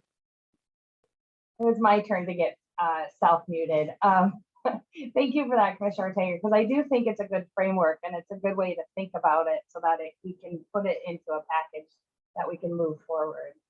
Commissioner Carter, you have your hand up. Is it down? Did you want to say something? As long as you called on me again, very briefly, You know, we certainly do have our comprehensive plan that outlines through 2040 the areas of work. And if I look back at the comprehensive plan, I know that it engages the buckets that Commissioner Reinhardt mentioned. So I think that's maybe the roadmap to the future. There's some ways in which we can even tease out what pieces of that roadmap include and which come first. And I'm hoping we have space for that breadth as well as to get narrow. Yeah. Commissioner Reinhardt. Thank you. And I guess that's one of the reasons that I think it is so incredibly important that we get our baseline, because where I mean, for example, in the area of environmental health with our recycling and energy center, we are far and away above average when it comes to what we are doing here and looked at from across the nation as far as what we're trying to do. We didn't just say, okay, let's, you know, chop it up and burn it. We're going to look at gasification. We're looking at anaerobic digestion. We're looking at durable compostable bags, all these different things. And so and that's one area that is, it's a big area, but it's one area that we have really done so much work in, and in other areas as well, even getting some electric vehicles and doing a number of different things. We didn't necessarily think about it as something dealing with climate change. And sometimes I really dislike that, the title of it, because it seems so much bigger than what you can do as an individual. But when you recycle an aluminum can, you're affecting climate change. And so to me, I actually prefer to look at it as taking care of Mother Earth, our environment. And it happens to deal with climate, and you know, that's the scientific way that we are looking at it. But I think that having that baseline, and again, we've done a lot of this work. I think we've even done, for the state, we've done a greenhouse gas inventory. And so updating some of those things and figuring out where we are. You know, I think it was in Don Quixote where they say, you know, where do you, or not Don Quixote, Alice in Wonderland, you know, tell me which way to go. Well, where do you want to be? You know, I mean, you have to figure that out. And so I think we kind of know that we want to do the best thing that we can in the most economical way and really lay out a plan. And as I said, we have short-term, there's things that we can do and have been doing. We can do short-term things, easier to do, intermediate, and those that will have a longer-term impact. And so that baseline is, I think, critically important. It's also a baseline upon which we measure how are we doing. And there are certain things that, you know, they're not in our role as a county, but we have an incredible fleet of vehicles. We work on transit and transportation projects all the time. We work with developers. And the transportation side of that, we can, once we see where we're at, we can figure out where we want to be. I know what the Don Quixote one was, tilting at windmills. I remember that one, but that's not what we're trying to do here. We're trying to do something that is manageable, and actionable and measurable. And I'm not saying it's easy, but at least we've got some framework and some ideas on how we can try to define it. We have to define it before we can take any action steps beyond what we're doing right now. And we need to do that on a countywide basis. So it's, even with transportation, it's not just about public works. It goes across the county when it comes to waste management and recycling. It's not just environmental health, but what are we doing in all of our offices and departments, and what we purchase, and, you know, how much we recycle and reduce waste, and all of these things. So it's, I think, just as we've done with our service teams, to me, that's why we are going to be able to, I think, take this on. Whereas 10 years ago, I don't think we could have done it. Thank you. You know, as we kind of are just talking through ideas and the staff are quietly taking notes so that we're having this conversation. I think about, it can be as, around goal setting and measurables and having our, departments. I think every department in the county is doing some level of work in this area, whether it's recycling or environmental health or parks, they're all thinking about it and doing some level of it. I think it is, I hear loud and clear that we need an inventory of what all that is, and then doing an assessment of where are their gaps, and very clearly what Commissioner Reinhardt said is, and where do we want to go from here, and what are those areas that are measurable and actionable and accountable. And I, for me, this isn't a new direction. It isn't a one more thing everyone needs to be doing, but it really is complementary. Commissioner Ortega brought up our economic development plan, and now we have an HRA levy. So what does that mean in projects as we develop, like Commissioner Fredham said, is there a scoring criteria then as we're selecting projects that they're building with different materials or resiliency, or is it density because it's better for the climate, versus we often get the argument of we want to keep this green space because it's, we need green space. And to think through those things, I think is really important. I'm hearing really good points. I also, for me, it's really important to just acknowledge and say out loud, like, why we have to do it. It isn't about climate mitigation because it's the thing everyone is talking about right now. For me, it really is the impact on our racial and health equity goals overall. And it's rooted in building on the piece that we haven't addressed and full head on. And I've heard often in the community will say, climate justice is racial justice, right? Because the communities that are most impacted, again, are often communities of color and areas of concentrated poverty. And so thinking that through too, keeps us rooted in our values and our mission and our goals as a county and serving our community. I also think it would be really important that as we develop this, like we do in all other things, that we engage the community. So this goes back to our community engagement, to hear from our community what their expectations are for us and what does that look like from the community's perspective.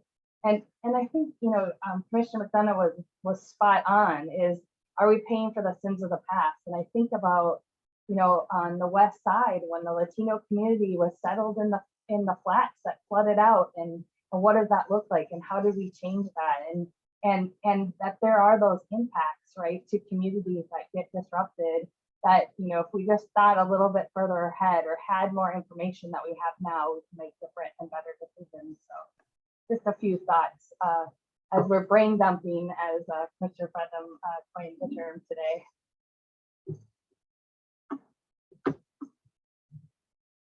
Anyone else? Yes, Madam right, Chair, please.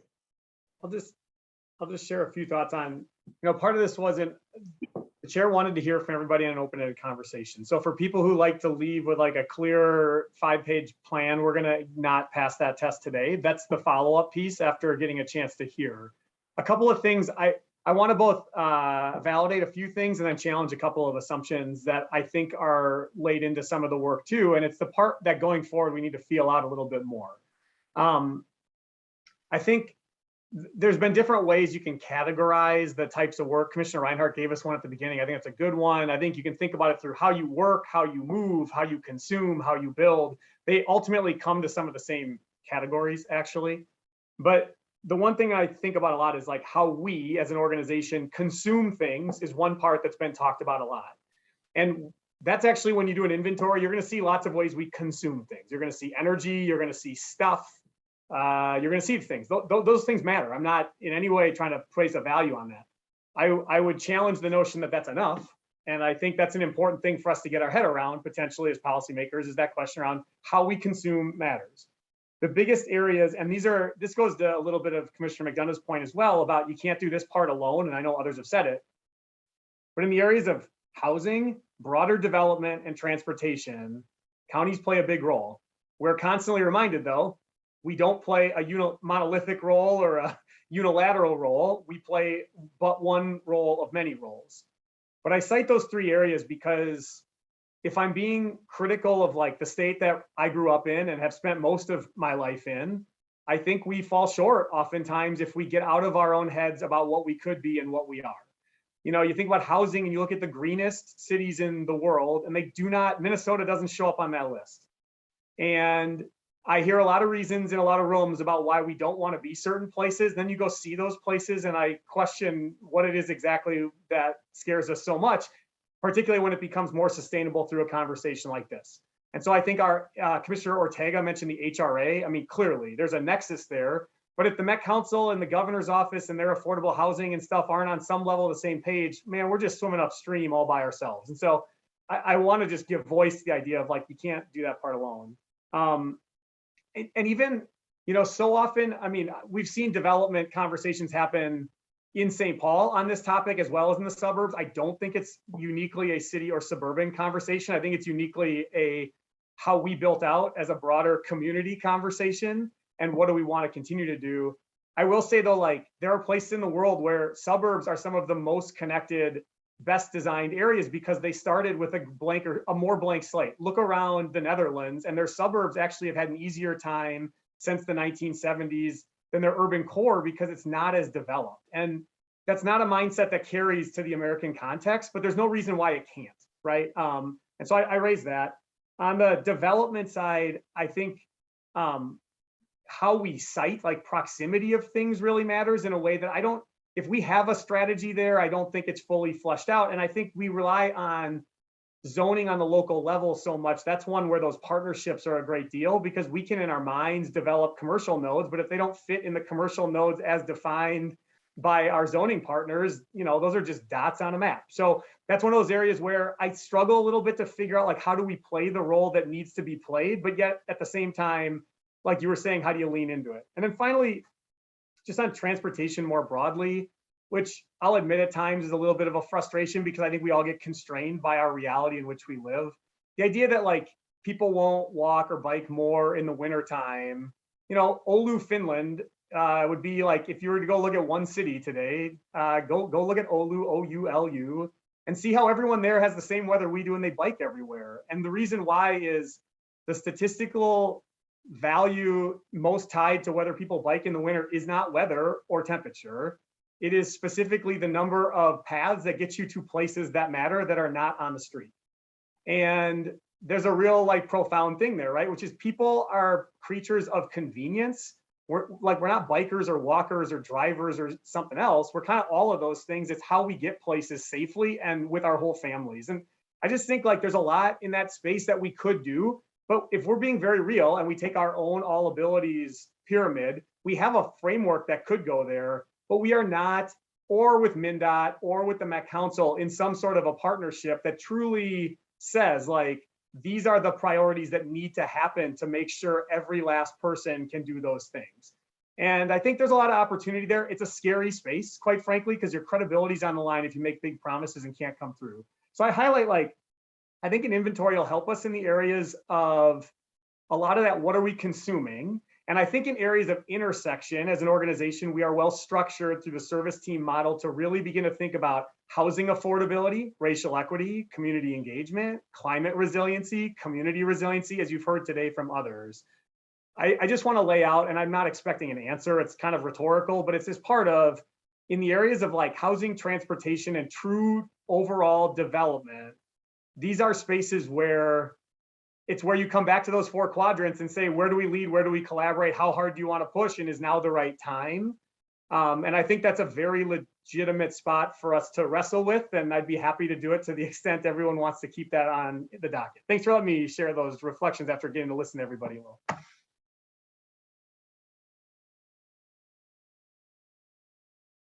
Commissioner McDonough. Yeah.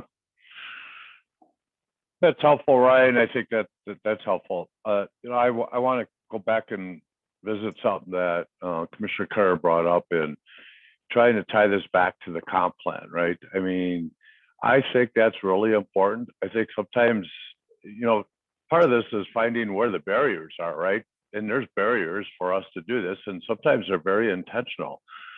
Zoning got brought up and how we develop and what that looks like, you know, Trista, I really appreciate your meeting with all the mayors, right? And, you know, they're signing on over here, but then they're zoning over here, right? And so, you know, that part of partnership and convening, but these comp plans need to be living, breathing documents. They need to have value. And Elizabeth brought it up earlier this morning, and, you know, taking our look back of where we've been and where we're at, and, you know, pointing out that, you know, all this has to survive any one of us, right? None of this can depend on any one of us. And that's the way you make this stuff sustainable, but that's the way you bring along partners in some ways too, right? Because we have a role in approving city comp plans, and we have a role in developing our comp plan that helps do this. But, you know, that's one area I've gotten a lot of frustration over the years is people do all the work to get those done, but then they park them over here, and it's like they totally forget this is what they put all their effort into. This is what they said they're going to strive for.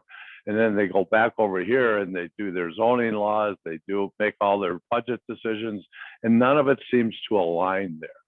And so I think, you know, taking a look at how this work starts to align with and how we use that to partner with communities to ensure that this work is long-term and it does sustain, or, you know, it's just not dependent on Victoria or Trista or ever who's there at that moment, but it's designed to live on, because these are you know, a lot of the stuff that we're building into our plan, no matter what you talk about, are really truly generational decisions and foundational work for the future as much as for the present here. Thank you, Commissioner McDonough. And I see Commissioner Reiner is clapping for you, so thank you for that. Commissioner McGuire.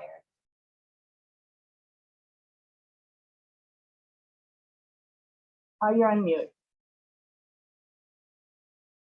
I've been doing so good about that too. Wow.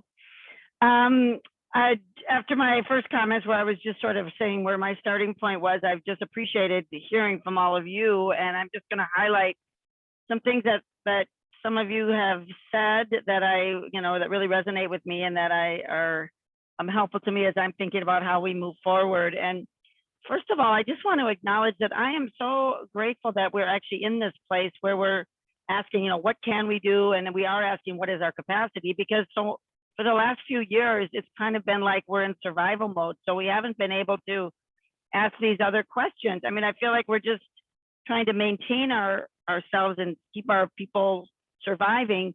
And now we're actually able to go and take on it. I know it's not take on a whole new thing, but it's actually ask these really important questions. And I'm grateful. I know we still have all this other work we are doing. And I know this work on climate change is going to intersect with all of that work, but I guess I'm grateful that we think we have the capacity to handle some of this. And I guess that'll remain to be seen. But some of the questions that I've been, thinking about is, of course, we want a community engagement. So we want to go around and ask the community what they want. I want to do it in our active living. I think we should do it in all of our cities. Bring it to the League of Local Governments. Bring it everywhere to say what are our cities and schools, and what's the Met Council doing? And I know they all are thinking about this, but what are they all doing that we can do together? And so there's this sort of a rather, I think, extensive community engagement piece that I'm thinking about, and just about assessing our own work, which I know just takes a long time, like who's doing what, even in our own county. And so, but those are the things that I think, oh yeah, that resonates with me about where we start. And I know we have our partners with AMC and NACO, and absolutely, I hope we have some capacity to work with, or to find out, what are they doing, and how do we access the money that they might, or especially with the federal government and NACO, the help that NACO can give. But who do we have to help work on that? So I guess for me now, the bigger question is our capacity for this. and I'm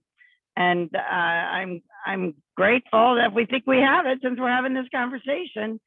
So, but for me, it's assessing, where we're at, and what what our partners are doing and how we move forward together with everybody. So I just wanted to put that out there, Madam Chair. Thanks.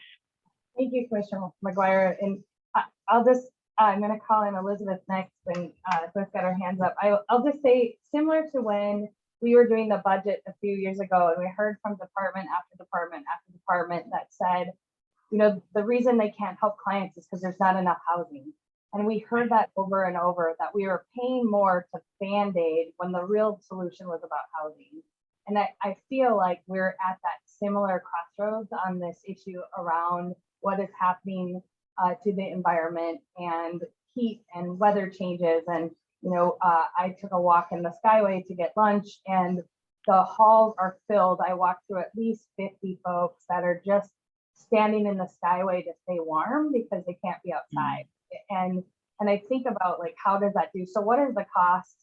And I heard Russ say this yesterday on the East Metro Strong meeting. The cost of doing nothing is far greater than the capacity or the cost to do something right now. And so, you know, similar to our response, I'll just encourage that's my motivation here. And so I think we do have the capacity, and I think and the urgency is there. That's just my assessment. But Elizabeth, thank you for having your hand up, and then I'll go to. All right, thanks, Madam Chair and Commissioners. I really appreciate the discussion and feedback. I just wanted to uplift and ditto on a few things here. First of all, again, I'm glad Commissioner McDonough and Commissioner Carter referenced the comp plan. We worked a lot on that, and we were very intentional in the space to ensure that survived our generations, and we were staying accountable to that. I also want to bring up the U of M. If you guys recall, we were recipients of the Resilience Communities. They did a full report, I think it was 2.5, 3 years ago, where we partnered with them, and some great grad students did some really great frameworking and reporting there as well.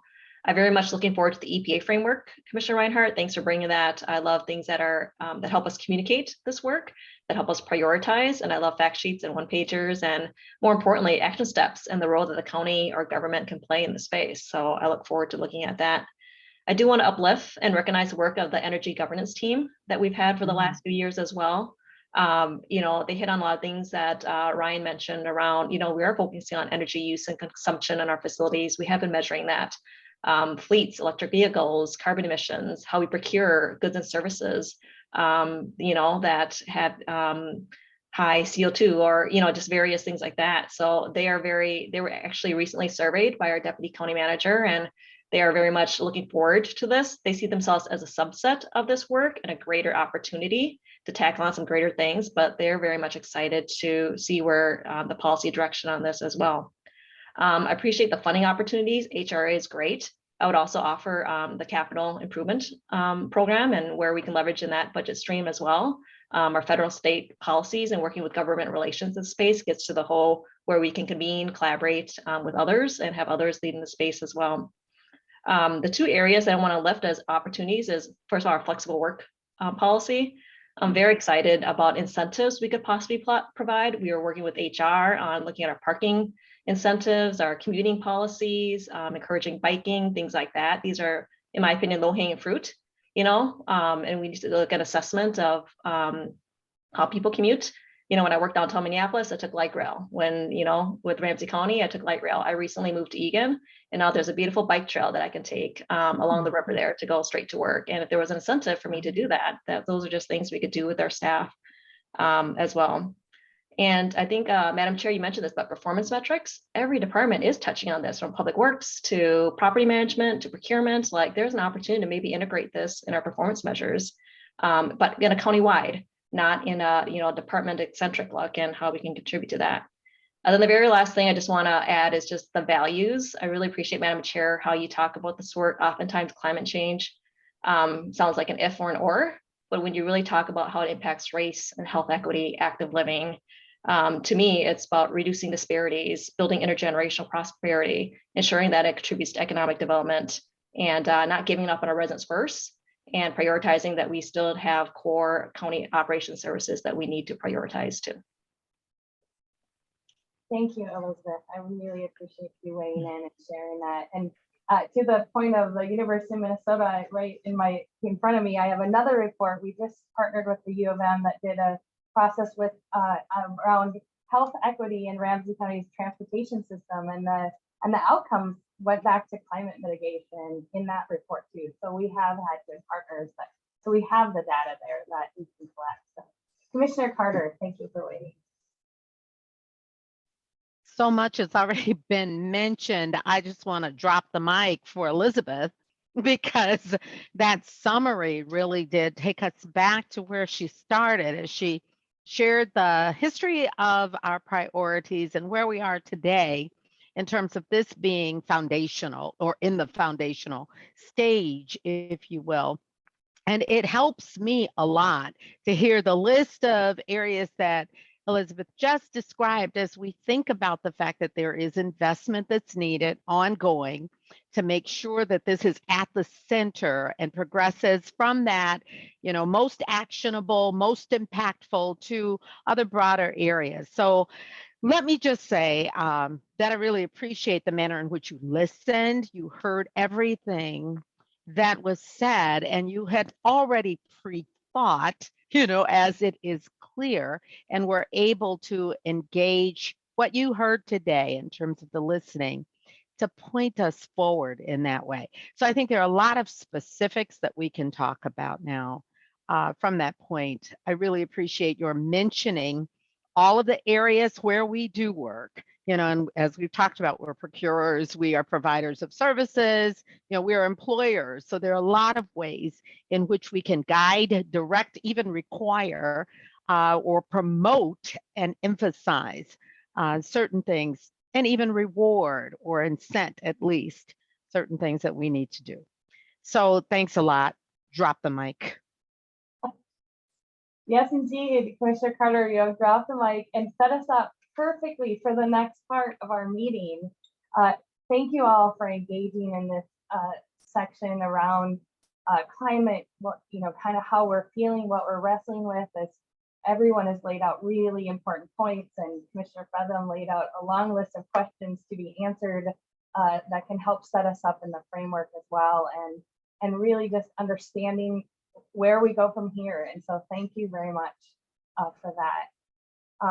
So pending no other comments on this particular issue, we're going to move forward. Ryan, I should let you finish. Go ahead. No, Ryan. Madam Chair, because I know that the process questions are kind of the ones that often finish, if I could just put a bow on that part for you. I have nothing to add to what you said. We're going to take this stuff back. We're going to work on trying to bucket it, think it through, put together a draft of a working piece that can come back in a workshop to the board. And that'll happen in partnership with, for the other strategic initiatives that we didn't spend a ton of time on today, there's already plans in the work that Director Tolsman's been working on to make sure those get scheduled to come back to the board in deeper dives throughout the year. And so this one will begin to find its way into that space. It's clearly at a more foundational building stage, but rest assured, everything you shared today is now part of a long list of notes, and we're going to work our way through that and then come back and say, what do we got right? What do we miss? Perfect. Thank you, Ryan. It's always good to know what the next steps are, so we know this isn't just hanging out there with a conversation. So thank you for that. I appreciate it. I think the whole conversation, and I think this is why I love this board and all of you so much, is that it continues to be in line with our vision and values and our goals for our community. And as you know, each year we come back to our vision, mission, and goals and affirm them that this is the direction in which we want to continue to go. And I'll just say that this conversation to me seemed very much like a validation of our existing goals around well-being, prosperity, opportunity, and accountability. That really lays out what we're trying to do. We're trying to make sure that we have a healthy community. Elizabeth just summarized it so well in the way that she did her mic drop on the conversation around climate, but it really is about prosperity for future generations, and that there's opportunity here for others, as well as being accountable to setting our goals forward. So I just wanted to take a moment to say, this is our opportunity to reaffirm our vision of a vibrant community where all are valued and thrive, and our mission of being a county of excellence, working with you to enhance our quality of life. And just wanted to take a moment to hear your thoughts and get the consensus around this is an affirmation of what we're doing is building on. And so Commissioner McDonough, I'm going to start with you. Yeah, and I always hesitate because I don't always want to be first, but I kind of get there in my head. I certainly can move with all the things that you guys always add, but when you ask a question, that's just how my brain works. Yeah. We put a lot of work into the mission, vision, values, and goals, a ton. And it's working really well for us. And, a couple things. One is I do think for an organization, you have to be able to do the work to lay that foundation for the long term. This isn't kind of like a one and done or a flavor of the month, and every year you come back and change and maybe some fine tuning. I don't know, but I guess what I would use as a test, if we really need to revisit to put that work into it again, because to me it's like if you're going to start changing this piece of it, it's a lot of work. It's not like you just say let's move some chess pieces here on the board. Is if we start getting the sense that we're really trying to force the strategies to fit the goals. And I just don't get the sense, from the work that we've done today, that we're working to force the strategies to fit the goals. The goals and the mission and the vision are driving these strategies, and they're driving the strategies in the way that we can continue to build on them and bring things in as we take things off the table. They're building them in a way that we can connect. If I later in the day, if I met somebody and said, we were just talking about climate change and we connected it to racial equity and generational impact in our community, they would just like, what did you talk? How could you do that? And it's like, well, you had to be there, right? Well, partly is that happens because I think we've got a good foundation with the mission, vision, value, and goals. I really do. And I'm supportive of us just, we have to check in. We owe it to ourselves to check in. But, I feel the day that any one of us say, I think we really need to do some work on this, that means we need to do some heavy duty work on it, right? We've really got to go back in and really adjust on what we're doing. So just my thought. Thank you, Commissioner McDonough. Commissioner Carter.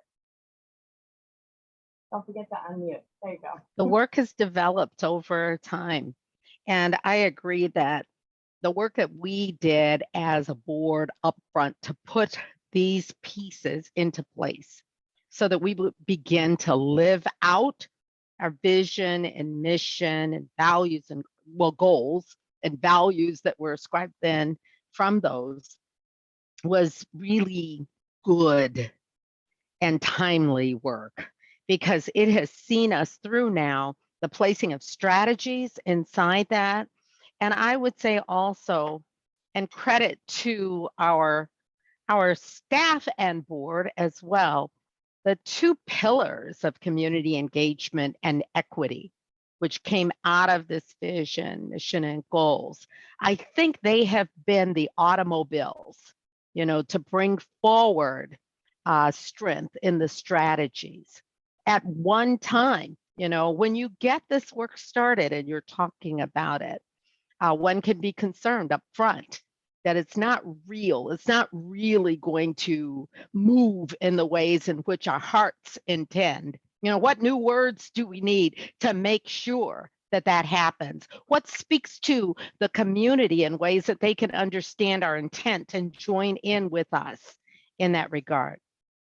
At this point in time, I believe that our actions have shown our true intent and the mobility of the work through those key points of community engagement, which has now become shared power and equity, have proven the work. So that when you see a vibrant community where all are valued and thrive, we really are talking about not just services and surviving, we're talking about investments and thriving. Certainly all, the word all, has been suspect to me in the past. It doesn't say really, in and of itself, our actions speak to and mobilize that all to be a truly inclusive, shared power focused on equity in every area. And I am highly satisfied that we have spoken to community with our words, with our actions, and that our enduring work around these principles that have been spelled out is the right work. We have community coming alongside us, validating that as well, and the check-ins on a regular basis and a shared power with community assure that. So please give this a check mark for me. I am wholly satisfied that our vision speaks to the work we must do. Our vision, mission, goals, and Excellent. strategies. Excellent. That is, I totally agree with you, Commissioner Carter, and well said. Any other thoughts or around the vision, mission, and goals? Are we ready to ratify this as our continued move forward? I am getting nods and thumbs, so here we are. I don't think we have to take formal action, do we, Ryan? Sure. The problem when you end up on the wrong screen because your other wasn't working is you have a reflexive move towards the wrong mouse every single time. Madam Chair, you do not need to take a formal action here. We will, as a part of an annual RBA that comes to the board in February, be bringing this through. And I think based on the conversation today, we can feel confident in that step forward, but we have the RBA done. It's one of those things we just need to put into process and bring through. It formally establishes the beginning of the supplemental budget process for the organization. Okay, thank you. Thank you very much. And I appreciate the head nods. Certainly if anyone has any additional remarks, but I think Commissioner Carter and Commissioner McDonough really said it well, that we are in a good place and our actions say that this vision, mission, and goals are truly what we're holding ourselves accountable to. So thank you for that. I think we are at the end of our meeting and we're done early, which is kind of amazing that we did all of this. So I'm going to just turn it back to Elizabeth for any final or closing comments. And yeah. I would just say, Madam Chair and Commissioners, thanks for your time. And again, I still do miss the in-person connection for us to have this conversation, but this has been very efficient, affirming, but yet also challenging to ensure that we are still thinking critically. And the constructive feedback has been great as well. As Ryan alluded to, I think the next steps is to have Deputy County Manager Hadeen and I lead in this particular priority and help kind of frame inventory and just go back on some key recommendations and some policy directions on this. And we'll come back to the board with I would say a beginning of the board workshop and maybe end of year check-in or evaluation will be important to this. In addition, I heard general affirmation on the other 6 priorities that were highlighted earlier today. We are going to work on building the narratives and the communication and the materials on that. So please be on the lookout for that. Hopefully by March, we can get something published and shared soon.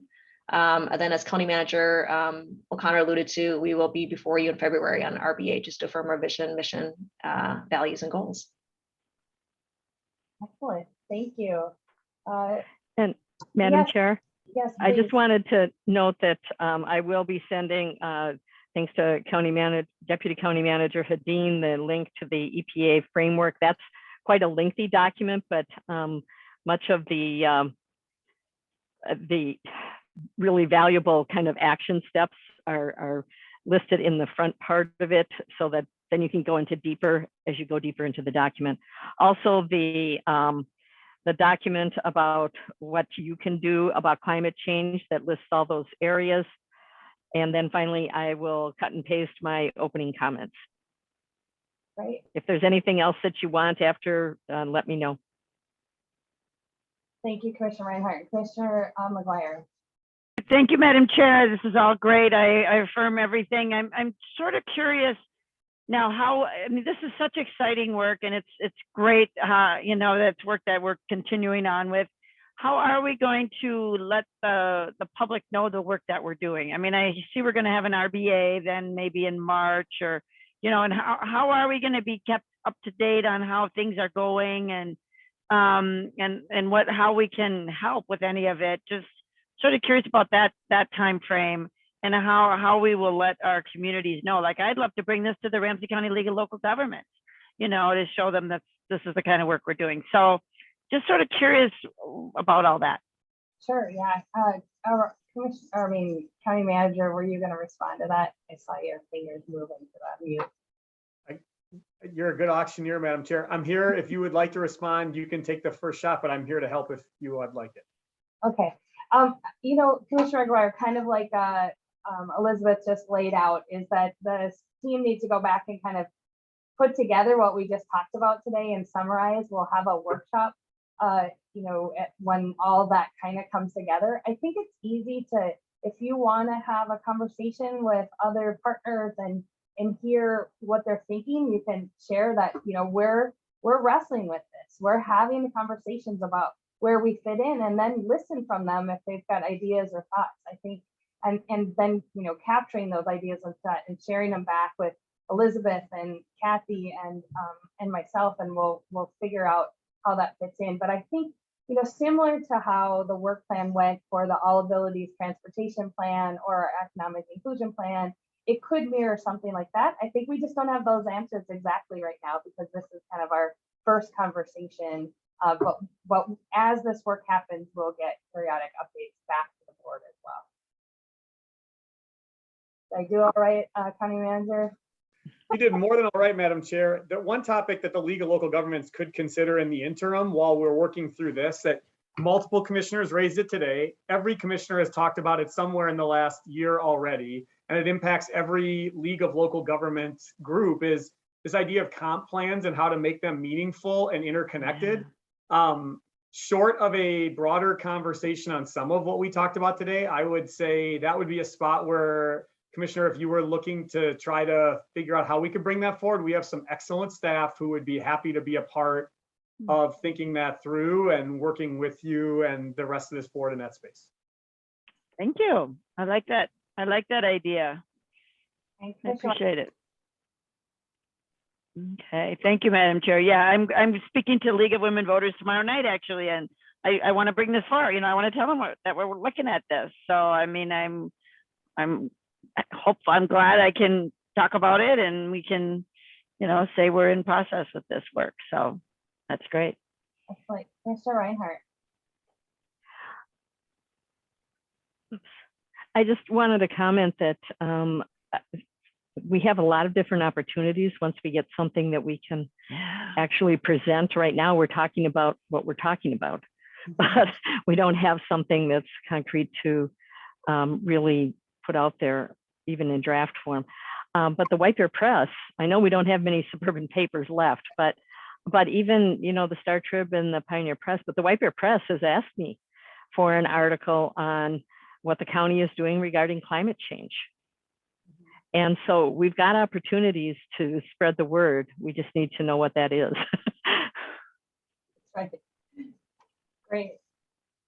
Well, thank you all. With all that, I'm going to give you back 40 minutes of your day unexpectedly as a gift for your hard work.